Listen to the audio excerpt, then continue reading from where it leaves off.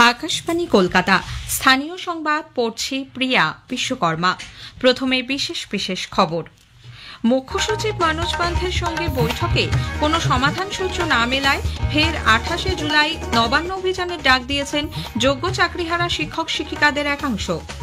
নীতি আয়োগের সাম্প্রতিক রিপোর্টে রাজ্যের বিভিন্ন ক্ষেত্রগুলি সম্পর্কে ইতিবাচক মূল্যায়ন থাকায় সন্তোষ প্রকাশ করেছেন পশ্চিমবঙ্গের মুখ্যমন্ত্রী। বিভিন্ন রাজ্যে পশ্চিমবঙ্গের বাংলাভাষী মানুষ ও পরিযায়ী শ্রমিকদের হেনস্থার অভিযোগে পথে নামছে তৃণমূল কংগ্রেস, সিপিআইএম এবং কংগ্রেস। আরজি কর মেডিকেল কলেজ হাসপাতালে আর্থিক দুর্নীতি মামলায় প্রাক্তন অধ্যক্ষ সন্দীপ ঘোষ সহ 5 অভিযুক্তের বিরুদ্ধে চার্জ গঠন করেছে আলিপুর আদালত। নিম্নচাপের প্রভাবে রাজ্যের বিভিন্ন জেলায় আজও বৃষ্টির পূর্বাভাস। পশ্চিম মেদিনীপুরের ঘাটালে বন্যা পরিস্থিতি ভয়াবহ আকার নিয়েছে। আসছে বিস্তারিত খবরে। শিবপুর পুলিশ লাইন্সে মুখ্য সচিব মনোজ পান্থের সঙ্গে এসএসসির চাকরিহারাদের প্রতিনিধি দলের বৈঠকে কোনো সমাধান সূত্র না মেলায় ফের 28শে জুলাই নবান্ন অভিযানে সামিল হওয়ার ডাক দিয়েছেন যোগ্য চাকরিহারা শিক্ষক শিক্ষিকাদের একাংশ। ওই সংগঠনের তরফে সুমন বিশ্বাস, ইন্দ্রজিৎ মণ্ডলরা জানান, গতকাল নবান্ন অভিযান ব্যর্থ হয়েছে। এজন্য চাকরিহারাদের অন্য একটি সংগঠনকে দায়ী করেছেন তারা। 28শে জুলাই বকেয়া মহার্ঘ ভাতা দেওয়ার দাবিতে সরকারি কর্মীদের সংগ্রামী যৌথ মঞ্চ যে নবান্ন অভিযানে ডাক দিয়েছে তাতে সামিল হবেন বলে সুমন বিশ্বাসরা জানান। উল্লেখ্য, পুনর্বহালের দাবিতে চাকরিহারা যোগ্য শিক্ষক শিক্ষিকা ও শিক্ষাকর্মীদের নবান্ন অভিযানকে কেন্দ্র করে গতকাল পরিস্থিতি উত্তপ্ত হয়ে ওঠে। নিজেদের দাবিতে অনড় থাকায় শেষমেশ চাকরিহারাদের প্রতিনিধি দলের সঙ্গে বৈঠকে বসেন মুখ্য সচিব মনোজ পান্থ, শিক্ষা সচিব বিনোদ কুমার এবং ডিজি রাজীব কুমার। যোগ্যদের সার্টিফাইড তালিকা প্রকাশ করার দাবি জানান আন্দোলনকারীরা। ওই দাবি নিয়ে সরকার কোনো আশ্বাস না দেওয়ায় পুলিশ লাইন্সের সামনে অবস্থান শুরু করলেও পরে তা প্রত্যাহার করে নেওয়া হয়। এদিকে একটি সংগঠন ফের নবান্ন অভিযানের ডাক দিলেও আরেকটি সংগঠন 21, 22 ও 23শে জুলাই দিল্লিতে আন্দোলনের কর্মসূচি নিয়েছে। ওই সংগঠনের তরফে মেহবুব মণ্ডল জানান, দিল্লিতে ধর্ণা বিক্ষোভের পাশাপাশি নাগরিক সমাজের সঙ্গেও বৈঠকের পরিকল্পনা রয়েছে তাঁদের। বিজেপির রাজ্য সভাপতি শ্রমিক ভট্টাচার্য অভিযোগ করেছেন, ক্রমাগত শিক্ষক নিয়োগ দুর্নীতিকে আড়াল করার চেষ্টা চালিয়ে যাচ্ছে রাজ্য সরকার। শুধুমাত্র প্রাতিষ্ঠানিক লুট এবং কিছু ক্রেতা বিক্রেতাকে বাঁচিয়ে রাখবার জন্য, তাদের সামনে থেকে পর্দাটা না তোলার জন্য, এই দুর্নীতিকে আড়াল করার জন্য মানুষের দেহ করের টাকা নিয়ে রাজ্য সরকার মুড়িমিছিড়ি এক করে দিয়েছে। এখান থেকে সুপ্রিম কোর্ট পর্যন্ত যাচ্ছে, প্রত্যেক জায়গায় তিরস্কৃত হয়। রাজ্য সরকারের যে অবস্থান সেটা সম্পূর্ণভাবেই আইন ব্যবস্থা অবমাননা ছাড়া অন্য কিছু নয়। রাজ্যের মুখ্যমন্ত্রী অযোগ্যদের পক্ষে বলে সিপিআইএম এর কেন্দ্রীয় কমিটির সদস্য সুজন চক্রবর্তী মন্তব্য করেছেন। হকের চাকরির পাশে মুখ্যমন্ত্রী দাঁড়াতে পারবেন না, এটা সবাই বুঝে গেছেন। মুখ্যমন্ত্রী দাঁড়াচ্ছেন দুর্নীতির চাকরি, চুরির চাকরি তার পাশে। আমি বলছি, মুখ্যমন্ত্রী কি তাহলে স্লোগান দিয়েছিলেন আমরা সবাই চোর, এবার কি বলবেন আমরা সবাই চোরের পক্ষে বলে মিছিল করবেন? রাজীব কুমারের পাশে দাঁড়াবার জন্য রাস্তায় ধর্ণা দিয়েছিলেন মুখ্যমন্ত্রী, এবার কি চাকরি চোরেদের পাশে মুখ্যমন্ত্রী রাস্তাতে একটা ধর্ণা দেবেন? আন্দোলনকারীদের ওপর পুলিশি সক্রিয়তার তীব্র সমালোচনা করেছেন কংগ্রেস নেতা অধীর রঞ্জন চৌধুরী। পুলিশের বাহাদুরি কোথায়? যখন শান্তিপূর্ণ আন্দোলন তখন পুলিশের বাহাদুরি। তাদের অন্যায়টা কোথায় আন্দোলন করার ক্ষেত্রে? কেন পুলিশ তাদেরকে আটকাচ্ছে? তারা কি দেশদ্রোহী?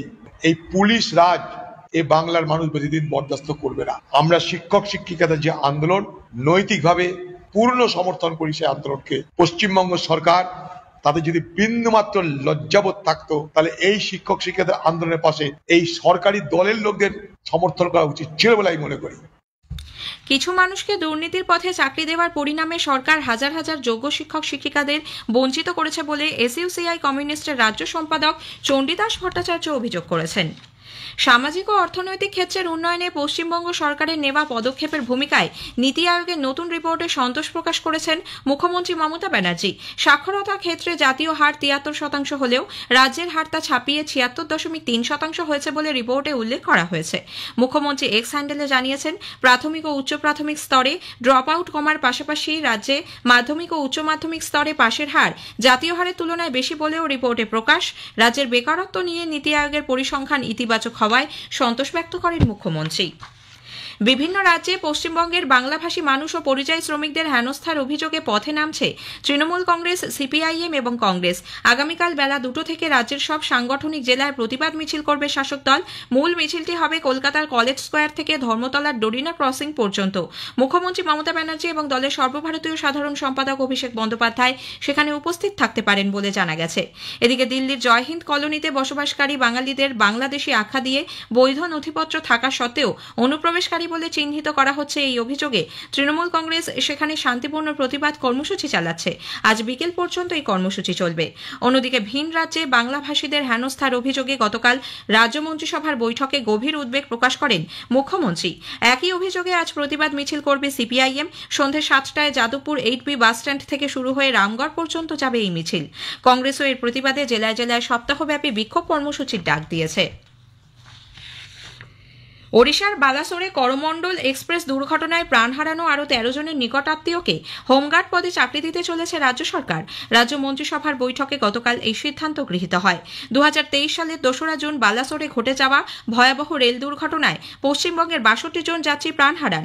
রাজ্যের তরফে তখন বেশিরভাগ পরিবারকে আর্থিক সহায়তা ও চাকরি দেওয়া হলেও পদ্ধতিগত জটিলতার কারণে 13টি পরিবার সেই সময় সহায়তা থেকে বঞ্চিত ছিল। গতকালের বৈঠকে ওই 13টি পরিবারকে বিশেষ সংস্থান প্রকল্পের অধীনে সহায়তার বিষয়টিতে ছাড়পত্র দেওয়া হয়। দার্জিলিং জেলার কার্শিয়াংয়ে প্রেসিডেন্সি বিশ্ববিদ্যালয়ের ডাউহিল ক্যাম্পাসে নতুন বিষয় interdisciplinary integrated masters programme in public administration চালু হতে চলেছে। নবান্নে গতকাল রাজ্য মন্ত্রিসভার বৈঠকে এই নতুন বিষয় চালুর পাশাপাশি 7টি অধ্যাপক পদের অনুমোদন দেওয়া হয়েছে। পশ্চিম বর্ধমানের রানীগঞ্জে আরও একটি নতুন শিল্প পার্ক গড়ে উঠতে চলেছে। মঙ্গলপুর ও ভক্তারনগর মৌজায় মোট 205 একরের বেশি জমিতে ওই তালুক তৈরির সিদ্ধান্ত গতকাল রাজ্য মন্ত্রিসভার বৈঠকে গৃহীত হয়। ভূমি ও ভূমি রাজস্ব দপ্তর ইতিমধ্যে ওই জমি রাজ্য শিল্পোন্নয়ন নিগমের কাছে হস্তান্তর করেছে বলে প্রশাসনিক সূত্রে খবর। স্থানীয় সংবাদ শুনছেন আকাশবাণী কলকাতা কেন্দ্র থেকে। আমাদের সংবাদ শোনা যাচ্ছে ইউটিউব চ্যানেল আকাশবাণী সংবাদ বাংলা, ফেসবুক ও ইনস্টাগ্রাম আকাশবাণী সংবাদ কলকাতা এবং এক্স হ্যান্ডেল AIR নিউজ কলকাতাতে। আরজিকর মেডিকেল কলেজ হাসপাতালে আর্থিক দুর্নীতি মামলায় প্রাক্তন অধ্যক্ষ সন্দীপ ঘোষ সহ 5 অভিযুক্তের বিরুদ্ধে চার্জ গঠন করেছেন আলিপুরে সিবিআই এর বিশেষ আদালতের বিচারক। দুর্নীতি দমন আইনের 420, 409, 467, 468 এবং 7 নম্বর ধারায় রুজু হয়েছে মামলা। বিচার শুরু হবে 22 জুলাই থেকে। উল্লেখ্য, চার্জশিটে সন্দীপ ছাড়াও নাম রয়েছে তার দেহরক্ষী আফসার আলী, ব্যবসায়ী বিপ্লব সিং ও সুমন হাজরা এবং জুনিয়র চিকিৎসক আশিস পান্ডের। এরা সকলেই এখন জেলবন্দী। কলকাতা হাইকোর্টের নির্দেশে আরজিকরের দুর্নীতির তদন্তভার হাতে নেবার পর সিবিআই গত বছর 29 নভেম্বর আলিপুর আদালতে চার্জশিট জমা দেয়। চিকিৎসা সরঞ্জাম কেনার নামে টেন্ডার দুর্নীতি থেকে শুরু করে মৃতদেহ লোপাট ও অঙ্গ প্রত্যঙ্গ পাচারের অভিযোগ রয়েছে ধৃতদের বিরুদ্ধে। দক্ষিণ 24 পরগনার ভাঙড়ের চালতাবেরিয়ায় তৃণমূল কংগ্রেসের অঞ্চল সভাপতি রাজ্জাক খানের খুনের ঘটনায় গতকাল মধ্যরাতে পুলিশ আরও একজনকে গ্রেপ্তার করেছে। ধৃত রফিকুল খানকে হাসনাবাদ এলাকা থেকে ধরা হয়। এ পর্যন্ত এই ঘটনায় 5 জনকে ধরা হল। এর আগে ধৃত আজারউদ্দিন মোল্লা, রাজু মোল্লা এবং জাহান আলী শেখকে গতকাল বারুইপুর আদালতে তোলা হলে 22 তারিখ পর্যন্ত তাদের পুলিশ হেফাজত হয়েছে। সাউথ ক্যালকাটা ল কলেজে আইনের ছাত্রীকে গণধর্ষণের প্রতিবাদে এবং রাজ্যে মেয়েদের সুরক্ষার দাবিতে বিজেপি গতকাল হাওড়ার ডোমজুড়ের সলপে কন্যা সুরক্ষা যাত্রা করে। মিছিলে নেতৃত্ব দেন শুভেন্দু অধিকারী।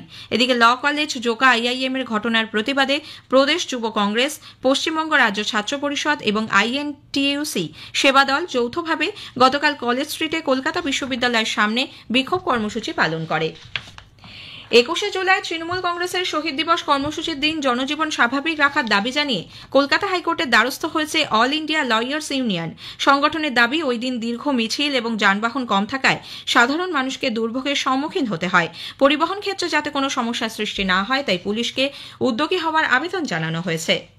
গাঙ্গেয় পশ্চিমবঙ্গ ও সংলগ্ন বাংলাদেশের ওপর থাকা সুস্পষ্ট নিম্নচাপটি শেষ খবর পাওয়া পর্যন্ত কলকাতা থেকে 90 কিলোমিটার উত্তরে এবং বর্ধমান থেকে 50 কিলোমিটার পূর্বে অবস্থান করছিল। এর প্রভাবে দক্ষিণবঙ্গের প্রায় সব জেলাতেই আজ বৃষ্টির পূর্বাভাস। মৎস্যজীবীদের আজও সমুদ্রে যেতে নিষেধ করা হয়েছে। অন্যদিকে উত্তরবঙ্গের দার্জিলিং, কালিম্পং, জলপাইগুড়ি, কোচবিহার এবং আলিপুরদুয়ার জেলায় বিক্ষিপ্তভাবে মাঝারি থেকে ভারী বৃষ্টির সম্ভাবনা। পশ্চিম মেদিনীপুরের ঘাটালে বন্যা পরিস্থিতি ভয়াবহ আকার নিয়েছে। কলমিজোর এলাকায় পুরনো কাঁসাই নদীর জল আজ ভোরে বিপদসীমা অতিক্রম করে করেছে। বাঁকা এলাকায় শিলাবতী নদীর জলস্তরও বিপদসীমার উপর দিয়ে বইছে, ফুলে ফেপে উঠেছে রূপনারায়ণ নদও। শেষ করার আগে স্থানীয় সংবাদের বিশেষ কিছু অংশ আরও একবার। মুখ্য সচিব মানস পান্থের সঙ্গে বৈঠকে কোনো সমাধান সূত্র না মেলায় ফের 28 জুলাই নবান্ন অভিযানের ডাক দিয়েছেন যোগ্য চাকরিহারা শিক্ষক শিক্ষিকাদের একাংশ। নীতি আয়োগের সাম্প্রতিক রিপোর্টে রাজ্যের বিভিন্ন ক্ষেত্রগুলি সম্পর্কে ইতিবাচক মূল্যায়ন থাকায় সন্তোষ প্রকাশ করেছেন পশ্চিমবঙ্গের মুখ্যমন্ত্রী। স্থানীয় সংবাদ শেষ হলো।